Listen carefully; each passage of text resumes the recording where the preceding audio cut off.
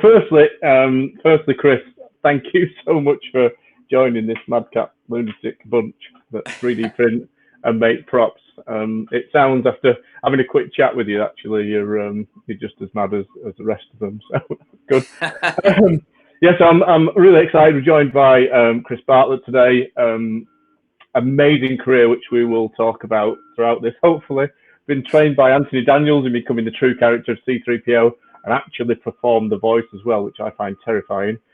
Also going on to act in the series that's really took, I guess, the Star Wars fans by storm, Mandalorian. Thank you so much, Chris, for joining us today. Michael, thank you so much for having me. This is going to be a lot of fun. I know, and you've got all sorts of cool things behind you that we can ask about as well. And so, anyway, before we jump into asking all the questions we want to ask around C3PO and Mandalorian, let's go right back to the beginning of Star Wars. I know you're a massive fan. You're probably of the same era as me. We both have beards and everything like that. What's your first memories and kind of experiences around that Star Wars universe? You know, what got you hooked, if you like? Right. Well, 1977. I was 7 years old, and we saw A New Hope, or Star Wars, as it was called back then, in the theater, and then you go away. Uh, you never seen anything like this before. Just like a similar. I'm sure how it was for you is you see not a Flash Gordon or Star Trek kind of clean universe. It was like this real universe that has been there for thousands of years, and you can tell by everything that was had such a history, a visual history to it.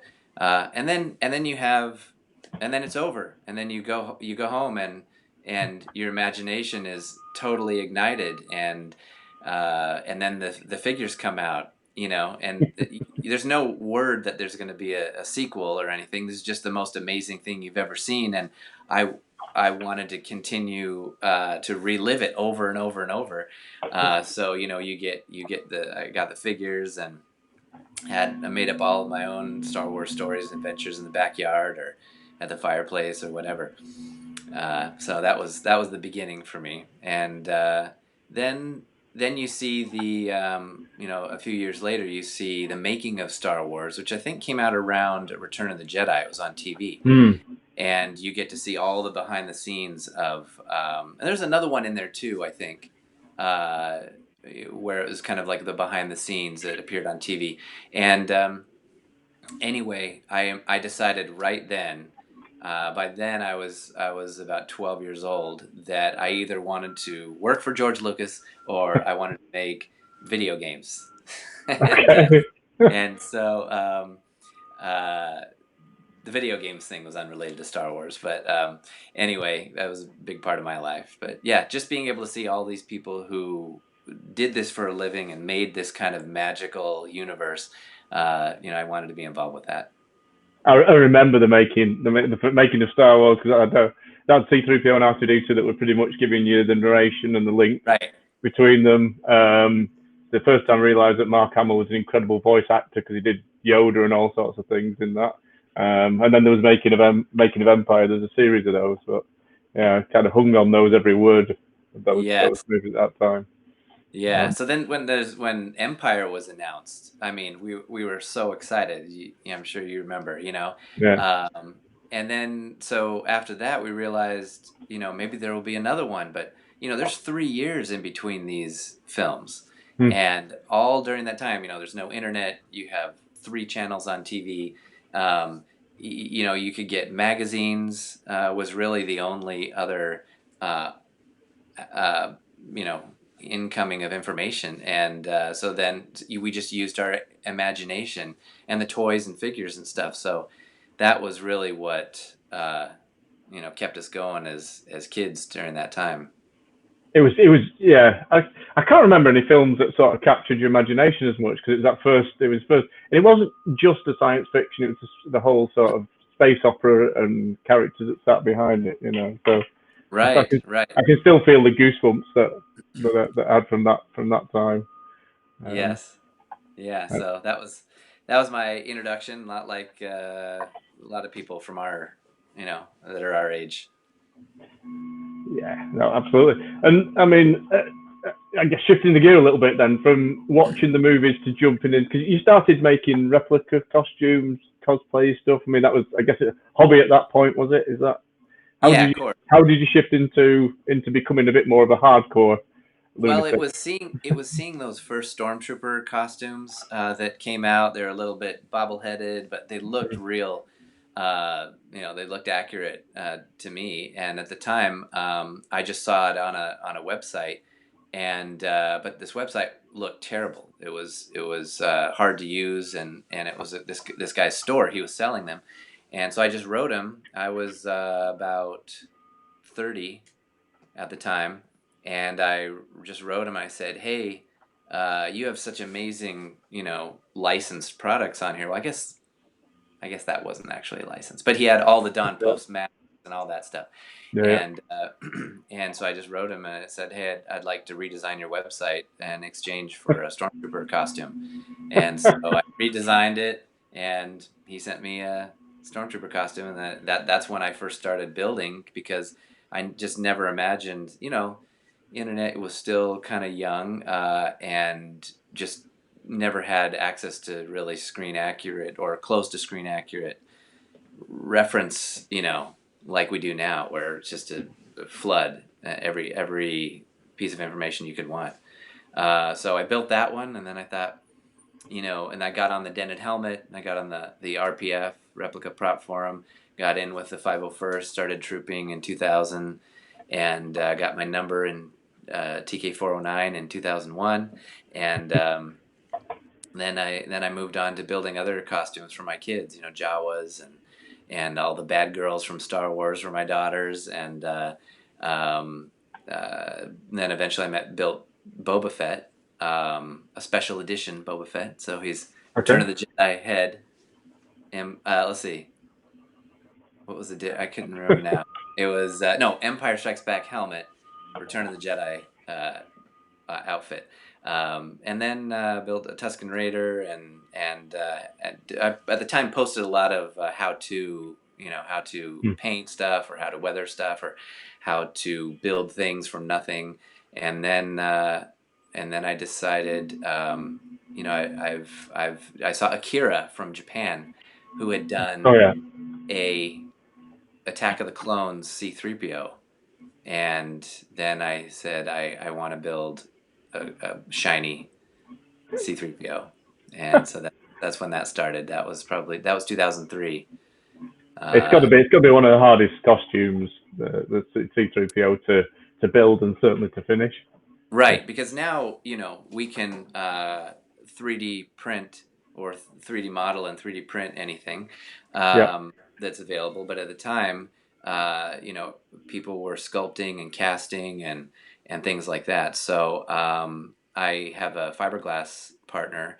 He and I worked together to fabricate parts of the costume that didn't exist in the functional world. Like knees and elbows and Yeah, yeah. uh, arm pistons and things like that. So eventually we were able to put together an entire costume, but that took like 3 years. Accurate to me. Wow. And at Okay. the time, 3 years.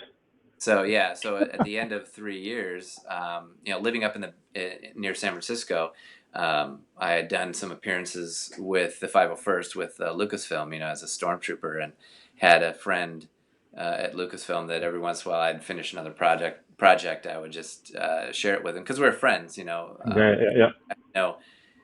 no aspirate or no presumption that it would lead to anything else. We were just friends, and uh, but while you're building these things, the dream is that you hope that wouldn't it be cool if it was one day found worthy to be used. But of course, that Mm. would never happen. That's just a dream. I'm just a hobbyist, you know. And sure enough, one day LucasArts called, and they're the video game arm of Lucasfilm at the time. Okay. Is that just a hi, Chris? This is LucasArts. That kind of phone Yeah, call. it was Steve Sansweet's team. If you know Steve Sansweet from Yeah, Rancho Obi-Wan, the largest Star Wars collection in the world, yeah, yeah. he at the time was working with fan relations and Mary Franklin there, and they contacted me about using my suit for something, and I was like, "Don't you have like 15 of these? Why would you need mine?" Um, and they said, no, we want to use yours. And I was like, all this 3 years I've been building it, and they call and I don't have it. The reason I didn't have it is because I'd sent it off to be chromed. And so then they got on the phone and expedited the chroming process because of this one. And then I flew out to Lucasfilm to complete building the C-3PO costume at Lucasfilm. And then the next day we flew out to Sydney, Australia. Oh wow! Yes. Well, so it's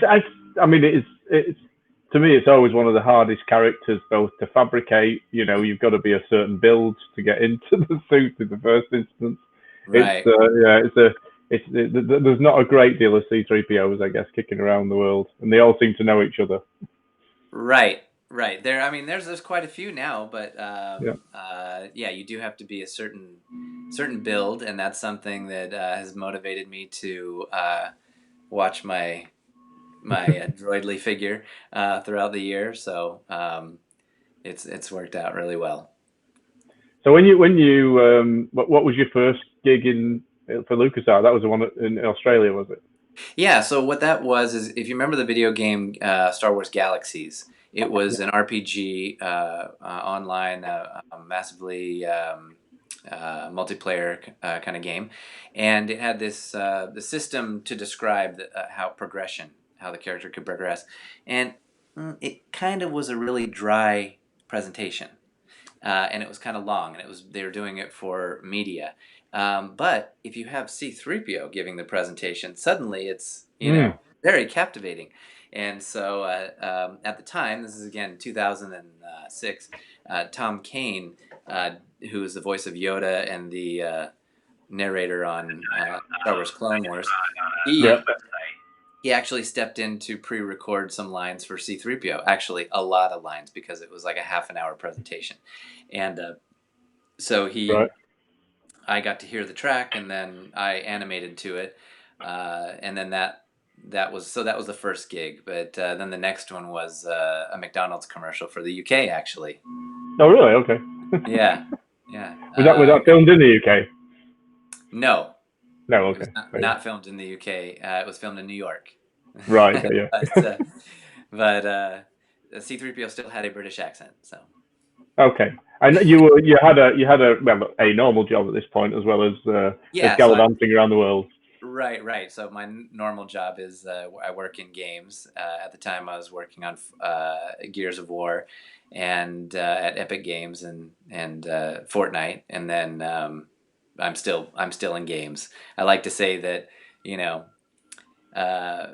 that my games job helps support my acting work, but that would sound dumb.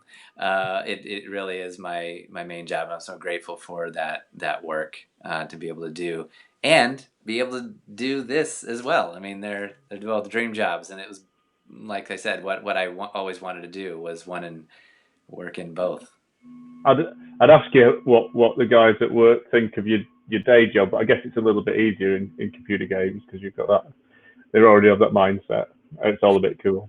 Yeah. So, however, the job that I have is rather high pressure. We just delivered Warzone, Modern Warfare Warzone, free to play, and a couple months before that, we delivered Modern Warfare, Call of Duty Modern Warfare, and both of them are huge projects, and we did 2 of them, and I was working nonstop for like all the rest of my team, everybody at the studio.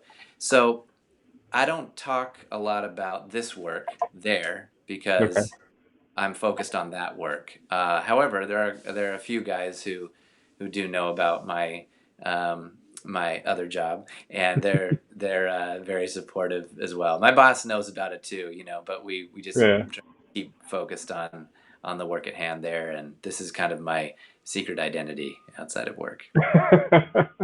Okay. So, and I mean, because I'm guessing that some of the work that you do in your other job as C-3PO characters, you've got to take some time away from the real work, and also do things on a relatively short notice. Right. Well, we all have vacation time, so Okay. in the United States, so if I need to take a day off, I take a day off. Just like if someone's gonna take a day off to go to the beach, I take a day off to go to galaxy far, far away. So you C3PO, and as I said to you before, the scariest thing to me about C3PO is actually doing the voice. I can't imagine the pressure on that. But you were coached also by Anthony Daniels himself. So he just tapped you on the shoulder one day and say, "Chris, we need a conversation." No. So how did that come about? Anthony Daniels is C3PO. Yeah. I'm just this back alley, C3PO. Okay. So Anthony, I met him. I've worked with him many times on projects, but in person we have met a few times and performed together. And the first couple times I met him was as a fan, but as a C3PO fan, he saw it the first time I wore the costume was actually at a fan event with him, and it wasn't like arranged that we would meet or anything. It was, but in that first meeting, I had been working on the voice for about 80 minutes a day for 2 months. Okay. And I'm just driving in my car, listening to the DVD loops of C3PO, and I'm just trying to do it, and that's how I tried to get kind of close. But he would when I first met him, he did say, your costume is very nice. Let's hear the voice.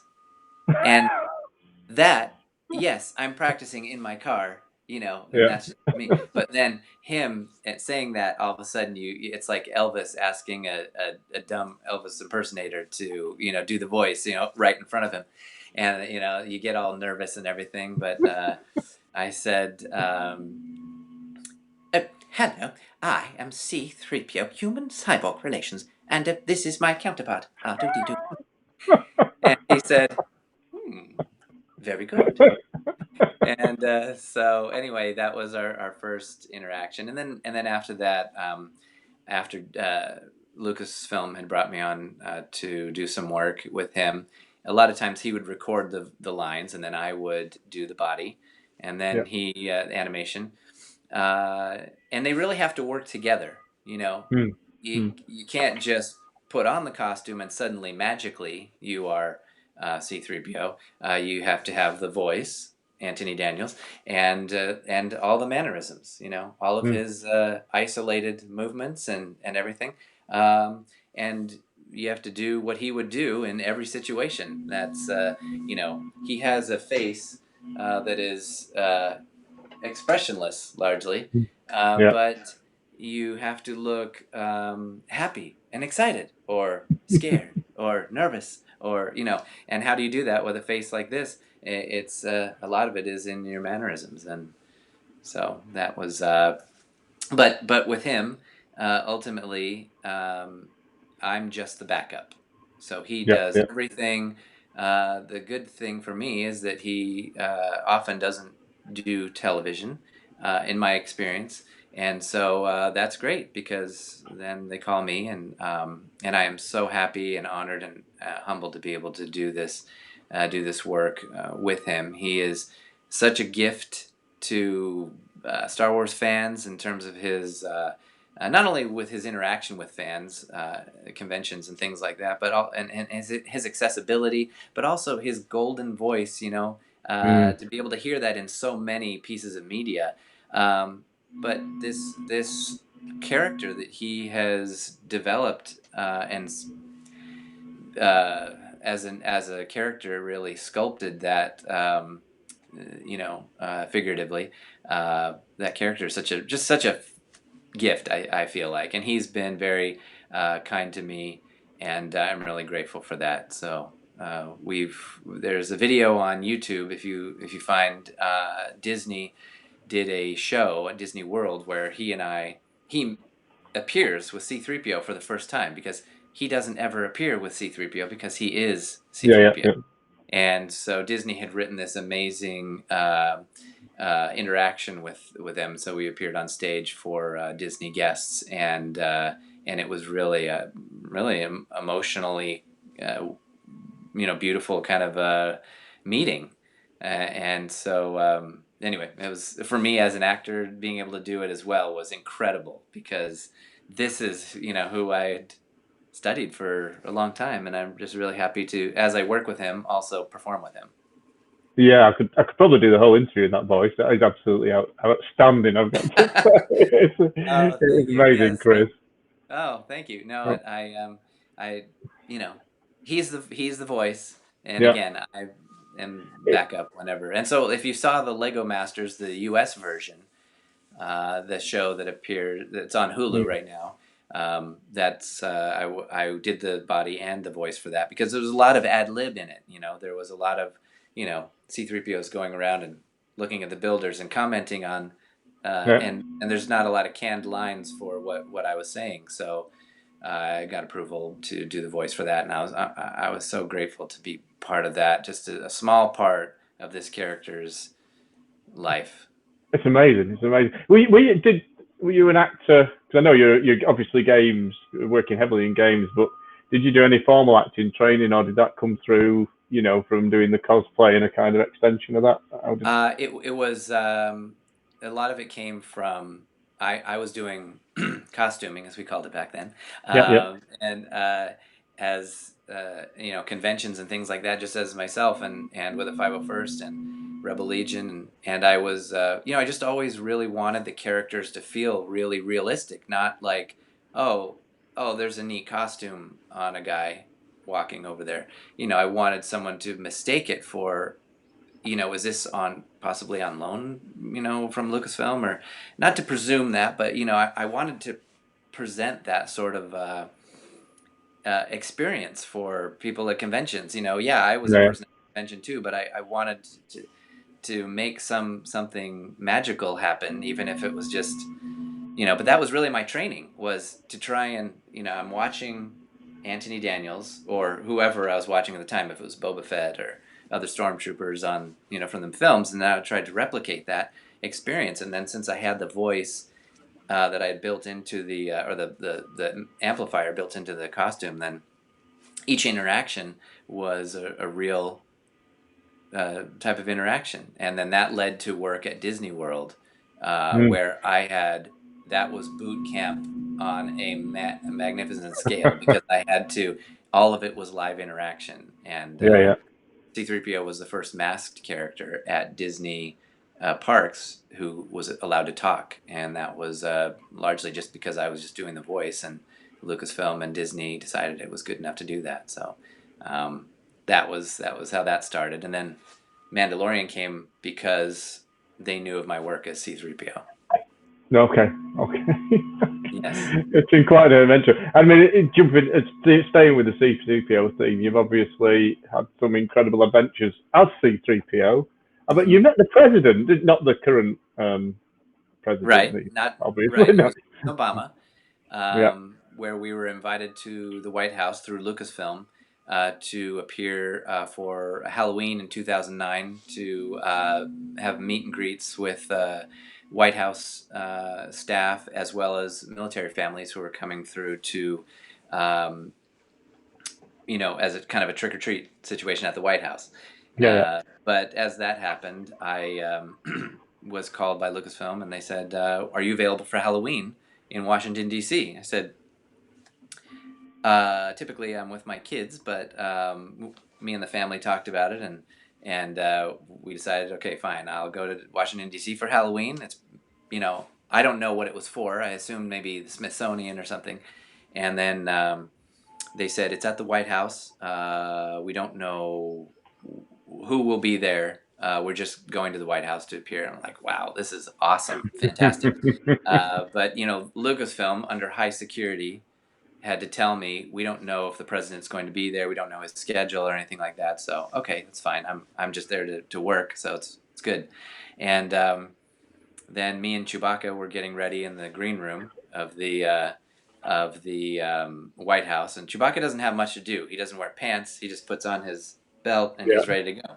But I had to suit up, and so anyway, I and two stormtroopers got in the elevator with Mary Franklin from Lucasfilm, and we're riding up to the main floor, and it stops the floor early, and the door opens, and there's President Obama of the United States, and Wow. I'm not imagining that we were even going to see him, and Yeah. the elevators are very small in the White House, and so he immediately goes, the door's open, and he sees us, and he goes, "Oh, whoa, I get on with you."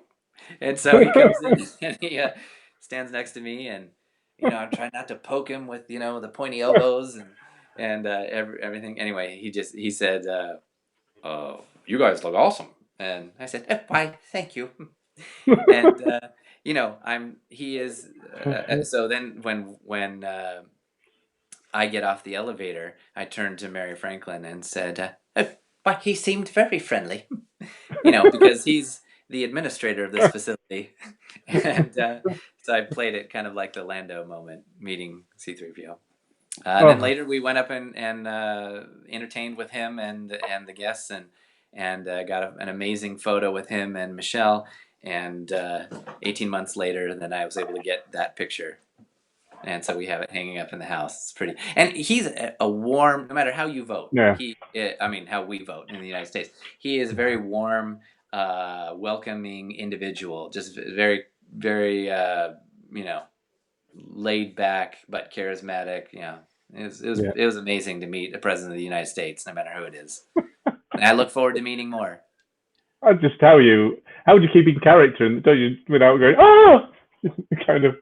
You're there, Michael. You're there to work, and that feeling that you were just describing is more like what I had on Mandalorian. Okay. Because, that's a different situation. You're actually in a Star Wars universe, surrounded by all of these. What is the real Star Wars universe? When you're with a guest or even the president of the United States, you're there to work as well. But it's not. You're not surrounded by aliens and cantinas and starships. You're just with a person. So well, we'll jump onto the Mandalorian now. Then I think. I mean that. Of all the Star Wars things that you could jump into, movies included, that's got to be the one that gives you the most. Just the visuals of it and the whole thing gives me goosebumps, and I can't imagine what it's like. Well, I mean, getting the phone call and then being on set.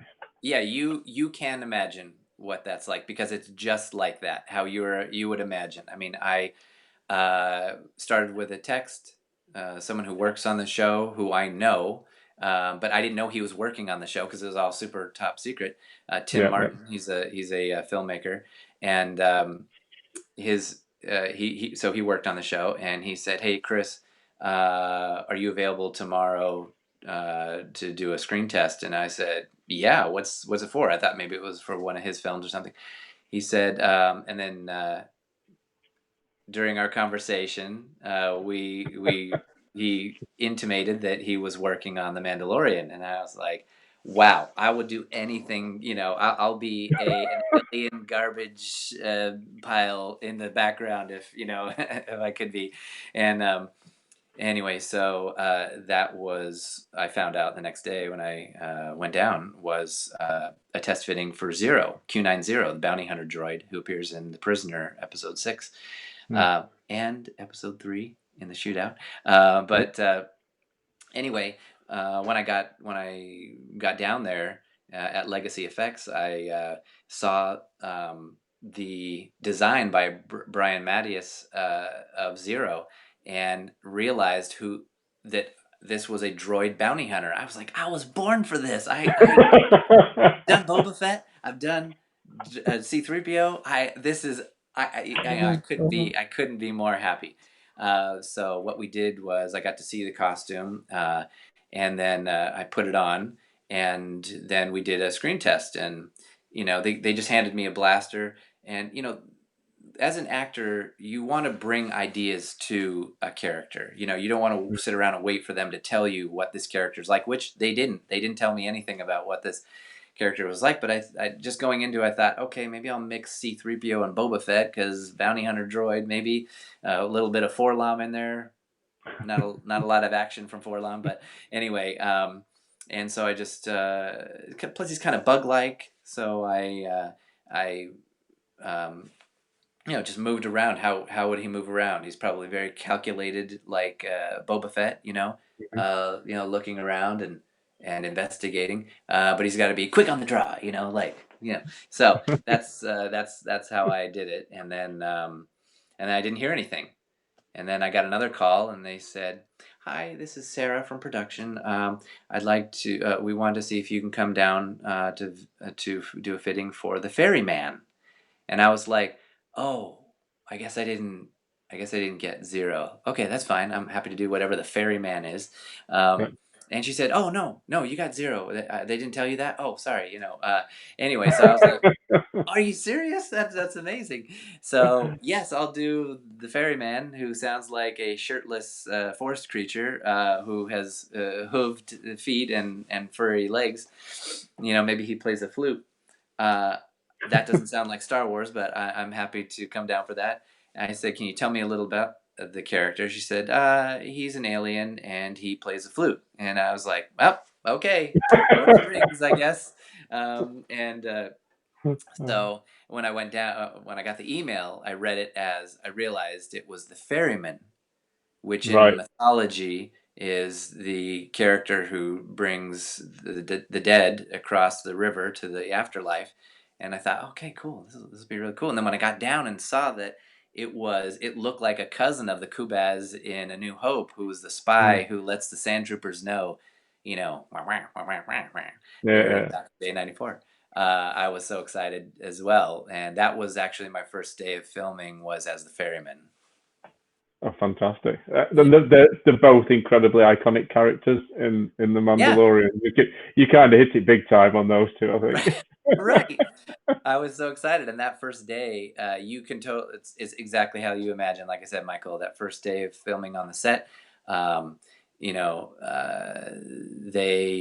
sitting. There's not really any rehearsal except for maybe a run through or two. I don't have any background on what the character is like or anything like that. All of it's very top secret. I had my lines on the day that I got there, and so my lines were all in English. So I had come with these ideas of what this character might sound like. He's kind of like a Russian, maybe car salesman type. Oh, I assure you, this speeder is brand new. And they were like, maybe we should do this as an alien voice. And I was like, great idea. Anyway, so but stepping onto that frozen pier on that frozen lake with there was real wind and there's real snow and there's ice and I'm up there with the Mandalorian. This is the first time I'm seeing him. It was just seemed like all of life slowed down to super slow mo as I stepped up on this stage. All of a sudden I have this flashback going all the way through my life, all the way back to 1977, and it was emotional for me. I get emotional thinking about it. It was just all of it that had come to that point. I was just so grateful to be in that in this part of the galaxy. So it was really magical for me as an actor. It is immense. It is immense. I mean, it's I think as everybody, it's kind of united all the fans in. I've not heard a bad word about the Mandalorian at all. Really, it's oh, I see. Okay. magnificent program, and I think everybody's really excited about season 2 as well.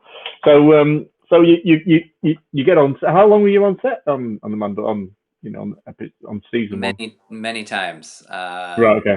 Yeah. So there's 3 characters that I play, but there's many days of shooting. So I don't know how many days there were, but it was multiple days. It would be 3 days here, and then in a few weeks it'd be a week's worth of filming or something, and so it worked out perfectly in terms of my schedule, and but every day was just as magical as the first day, and the cameras are always rolling.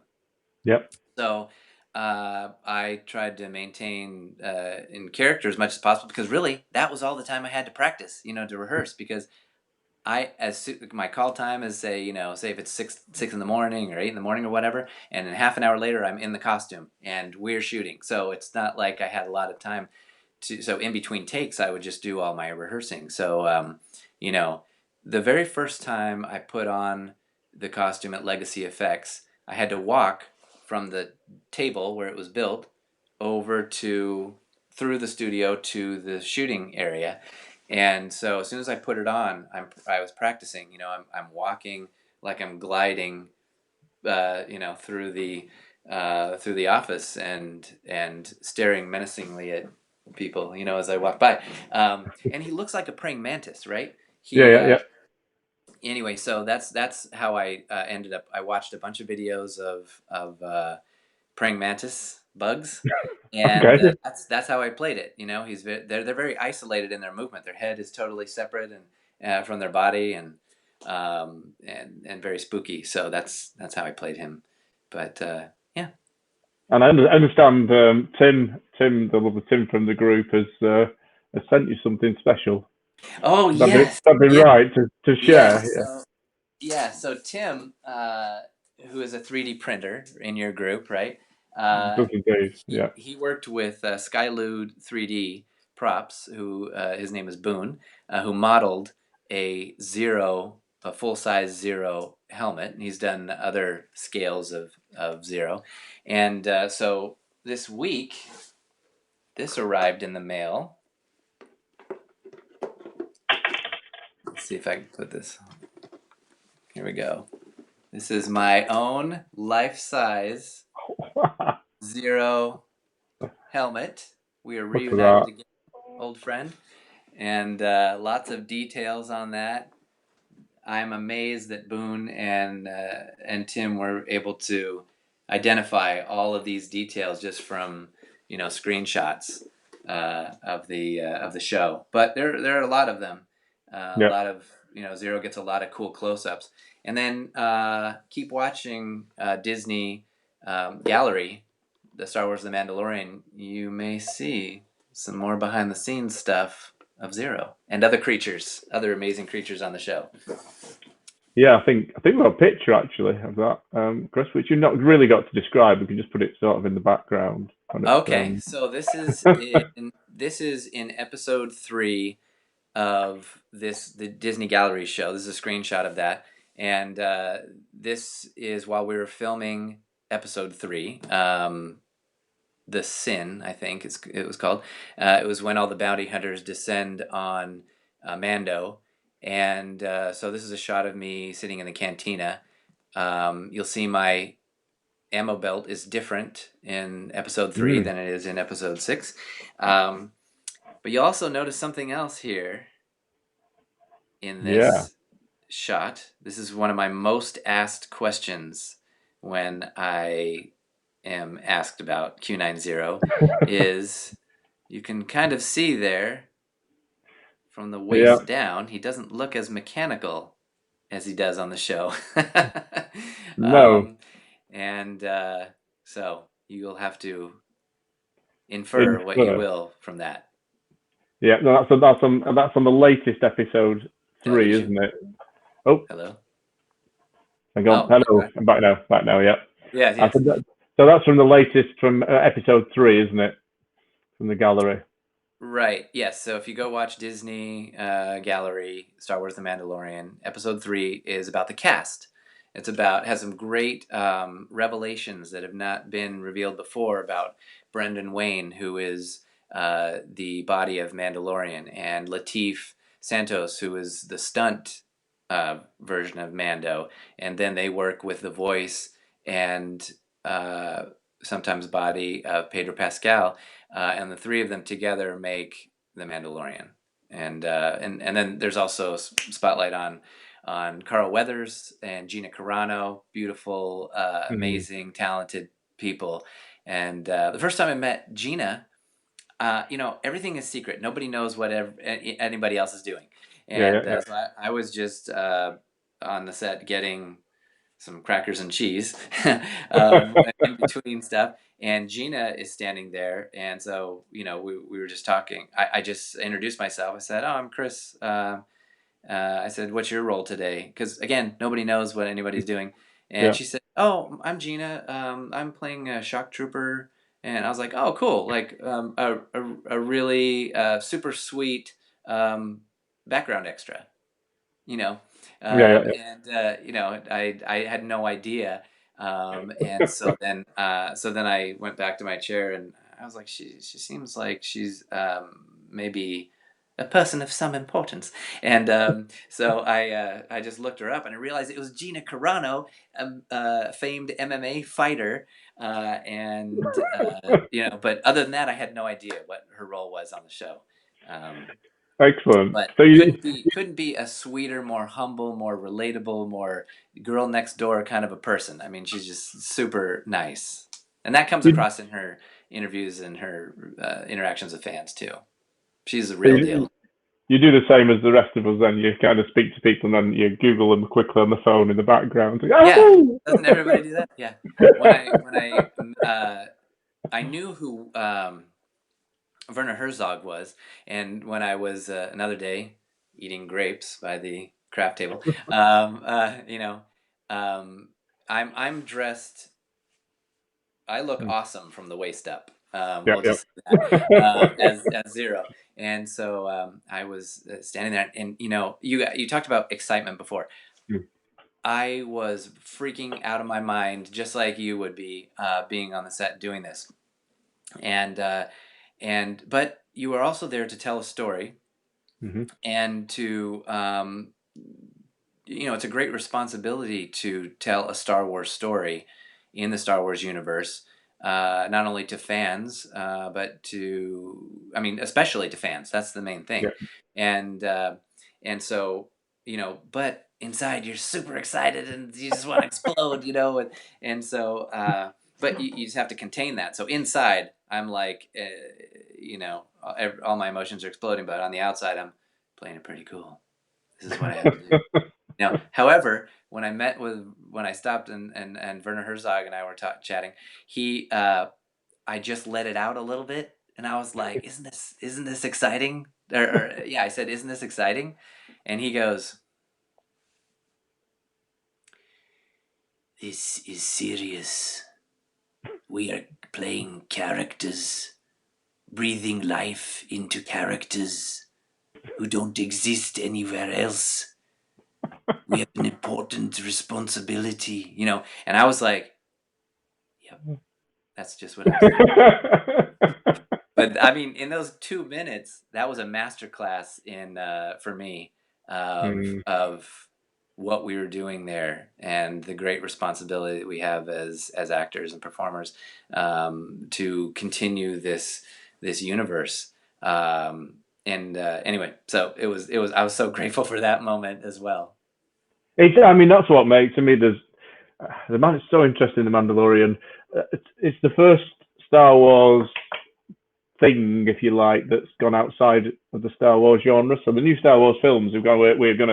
This is going to be a Star Wars film. The Mandalorian is a sort of spaghetti western. So and to set a different genre in the Star Wars universe is what I think made the magic. And then the second piece is the characters. Every character, I could listen to his voice all day long.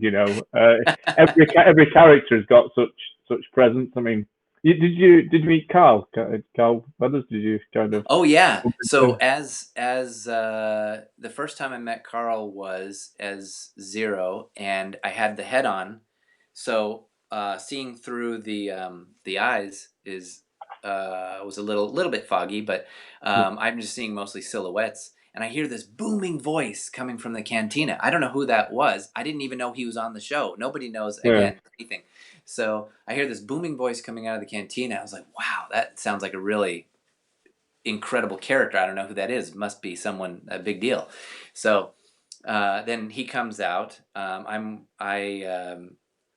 As a member of the cast, all of my breaks and everything were with Gina or Brendan or Carl, and I felt like such that imposter syndrome. Yeah. It's like I'm really just pretending to be an actor, which I guess is acting. But anyway, I was sitting there with him. He's talking with Brendan, the Mandalorian, and um, and I hear his voice, and in my voice, I'm hearing Apollo Creed. In my head, I'm hearing Apollo Creed from the Rocky films, and I was Yeah. like, "Oh my gosh, this is Carl Weathers! That was the voice! Wow!" And again, inside, remaining composed. We're here to tell a story, and we're very serious. There really wasn't a lot of like goofball moments or bloopers or dancing around or anything like that on the set. We had a compacted amount of time that we needed to get a lot of shots in, and it just the energy just kept going, and so it was that was amazing as well. Giancarlo Esposito, who plays Gideon, being able to watch him do his work as Moff Gideon, who's very sinister, ex-Empire or remnant Empire bad guy. He delivering his lines in a very Gus from Breaking Bad kind of a way. He's just a really bad guy. But then when they say cut, he is the most gregarious and fun and uplifting and just such a so full of energy, such a great, nice, wonderful man. And then all right, and action. He is very, very bad guy. So anyway, that was a lot of fun. I've got to ask, what was Baby Yoda like? He's real. Is he? Okay. The child, we refer to him, is very real.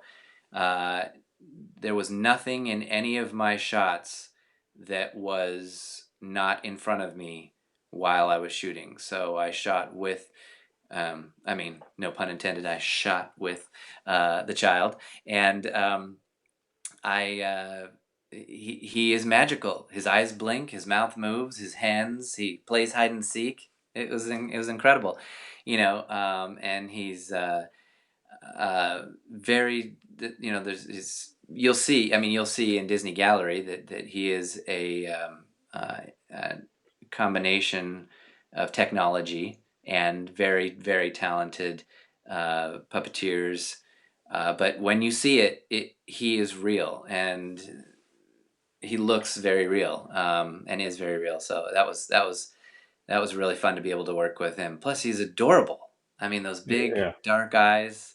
I never thought it was like Baby Yoda. I know everybody calls it that because what else could it be? But at this point, 5 years after the Return of the Jedi, the Yoda that we know has become one with the Force, and this is some familiar species. We don't know yet who that is, who he will become.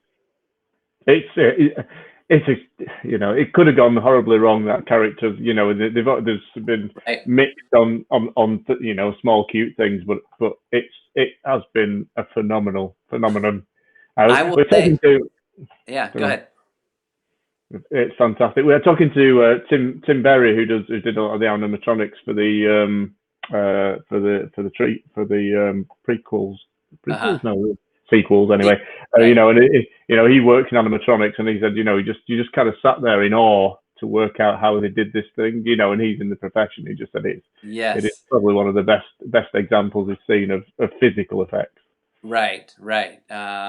So when I first saw him at Legacy Effects, when I was there doing the fitting for Zero in the screen test, I saw it and I thought, oh, they're gonna have this is like the Mandalorian's Ewoks, like there's gonna be they're gonna be running around or whatever, and there's something for the kids or whatever. I never imagined that at that point, I had learned what his role was on the show, that he was kind of the thread that takes the whole first season through, and I wondered what the reaction would be from fans. You know, I thought he was cool. I saw him in person. He's really neat.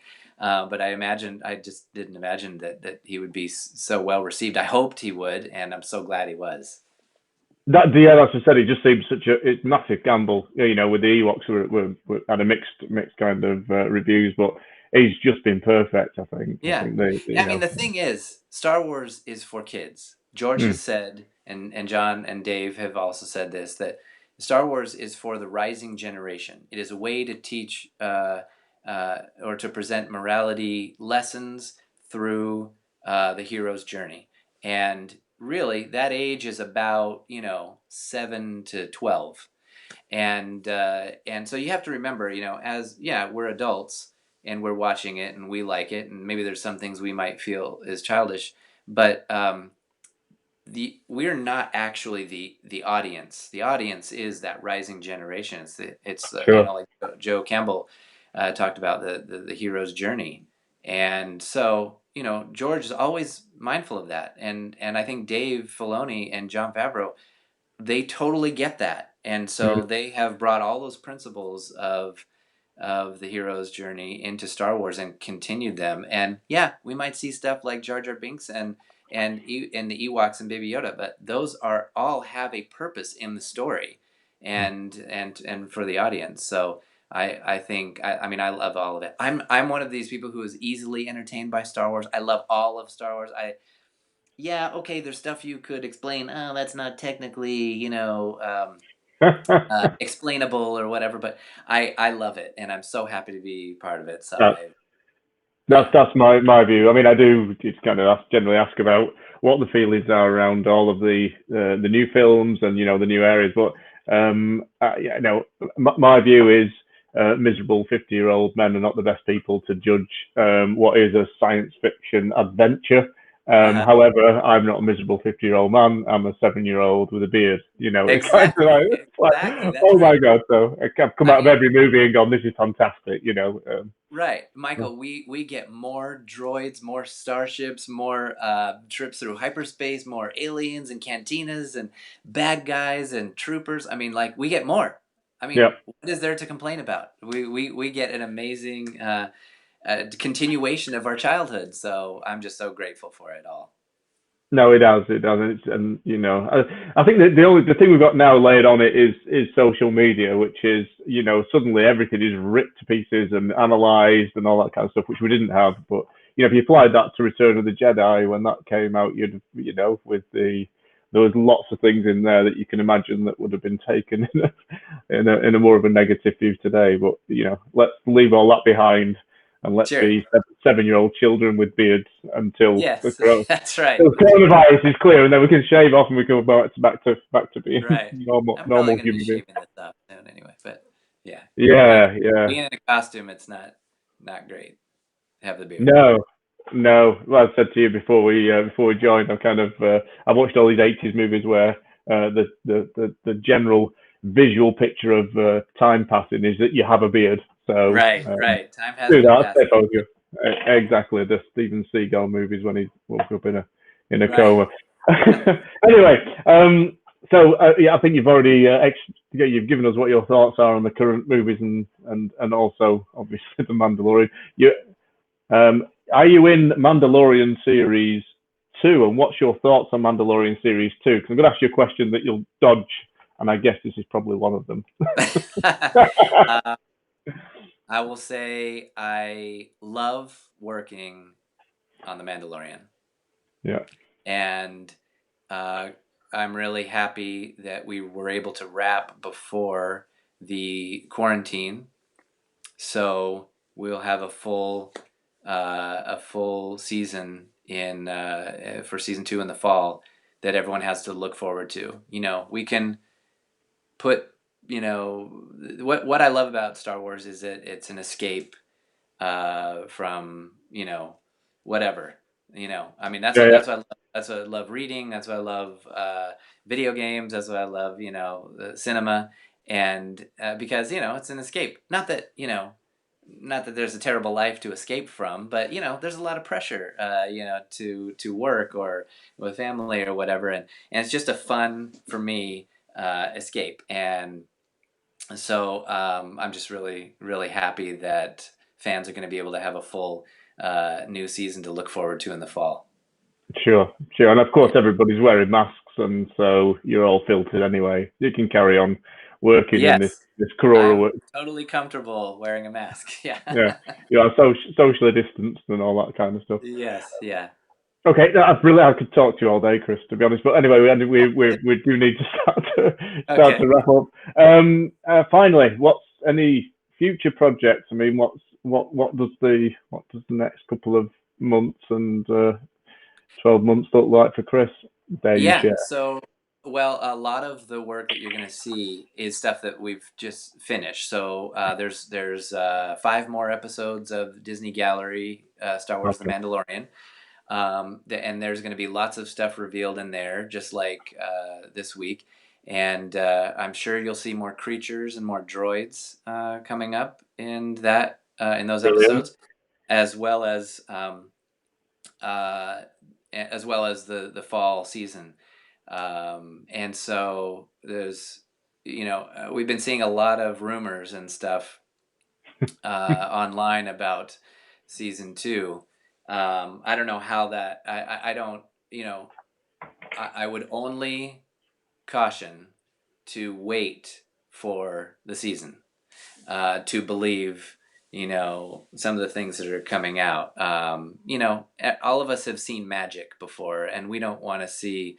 We want to enjoy the magic Yeah, illusion, right? yeah, We yeah. don't want to ruin the magic, right? Before you even see the trick, right? So anyway, it's going to be. If you thought season 1 was amazing and full of revelations, season 2 is going to blow your mind. I'm so excited for it.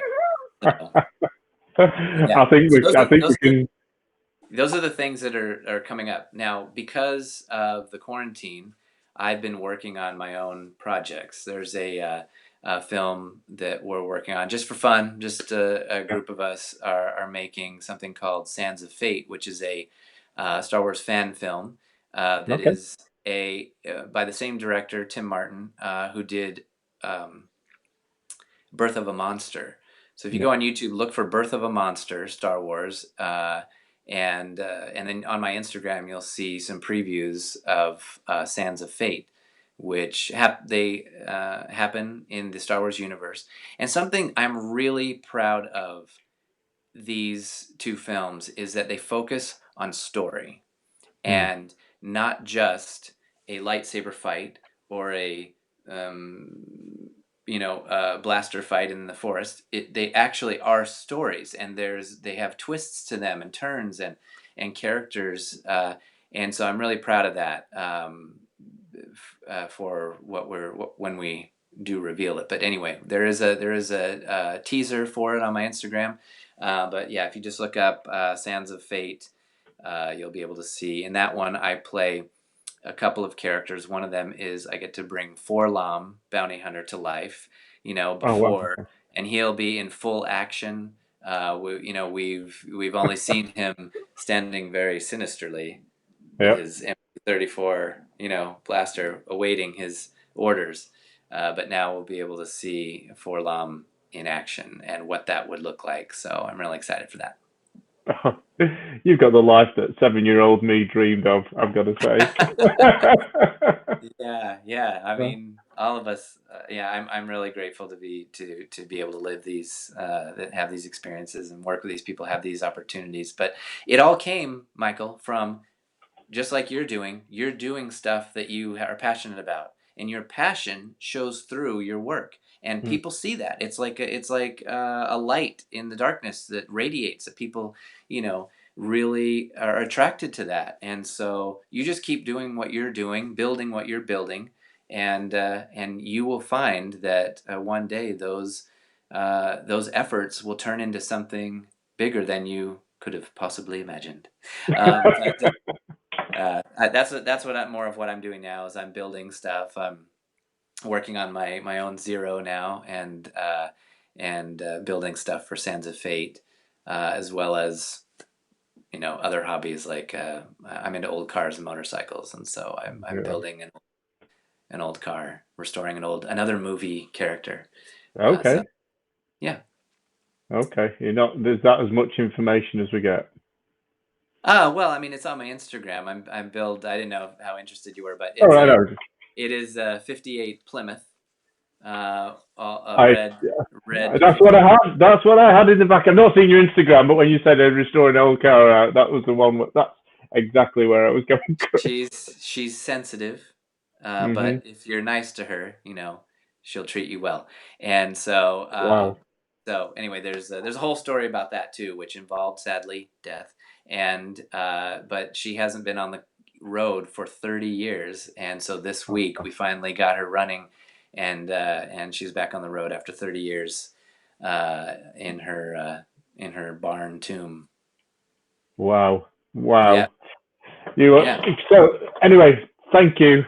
Thank you so much, Chris, for popping along and chatting to us. As I said, this could have been the longest interview ever if we just carried on, but we do need to Uh, need to wrap it up. Um, I I had so much and fun with you. Thank you. and I got a huge thanks. I think we do talk to lots of people, and everybody's lovely. But what's wonderful is, I guess, your passion and your interest for the movies, and even the downtime making fan films and restoring old Plymouth cars. Yeah. You're Yeah. absolute superstar. At some point, no doubt, hopefully we'll get to share a beer and talk some more. But that's been Well, fantastic. I'd love to get together with you sometime in person as well. So for now, we'll have to share the virtual airwaves. But And if 3PO were here, he might say, "But Sir Michael, this was my distinct pleasure to be in your presence." Artu, excuse me. What are you talking about? I'm not getting in there with you. That area is restricted. Will be deactivated for sure. Chris, you're a superstar. It's to say there's no I'm not saying there's no celebration, but it's not looking too positive this year. But maybe hopefully next year if we all things considered. Well, just like when the original movies came in the theater and we had to wait 3 years for the next one, the anticipation will just be greater, and it'll be a really warm reunion when we are able to get together with our friends at conventions again, and to be able to hang out with fans. So I'm looking forward Okay. to that too. It'll happen. This is temporary. It's going to pass. We It will is. get back to normal, and hey, I'm fine wearing a mask. It's fine. Fantastic. Right. Well, thank you so much as always. We've recorded it, so we'll for those that can't see it, because we've got the guys in Australia and all sorts of weird time zones Oh, that great. they Oh, can't hello do. down So under. yeah, Yes. we normally have well over 1,000 views just within the group, and then people carry on Oh, watching it. So, but great. thank you so much, Chris, You're and welcome, my friend. It's so nice to meet you. And my best to you and your family at this time. perfect. Thanks, guys. I will see you all soon. Okay.